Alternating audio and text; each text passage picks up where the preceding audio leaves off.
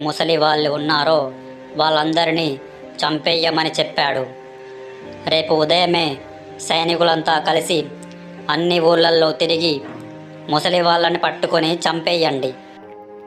అలా సేనాధిపతి తన సైనికులతో చెప్తున్న విషయాన్ని తోటలో పనిచేస్తున్న వీరయ్య వింటాడు.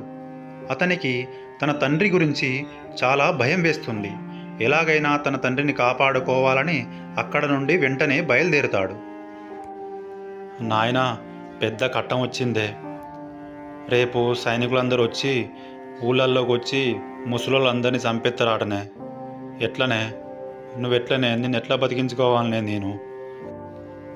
అలా వీరయ్య తన తండ్రిని ఎలాగైనా కాపాడుకోవాలని మట్టితో చేసిన ఇల్లు వల్ల తన ఇంటి మధ్య భాగంలోనే తన తండ్రికి సరిపడే విధంగా పెద్దగా గొయ్యి తవ్వుతాడు.